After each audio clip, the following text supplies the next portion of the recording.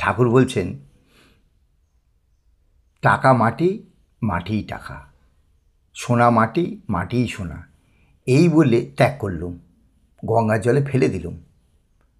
তখন ভয় হলো, মা লক্ষ্মী যদি রাগ করেন, লক্ষ্মীর ঐশ্বর্য অবজ্ঞা করলুম, যদি খ্যাঁট বন্ধ করে দেন।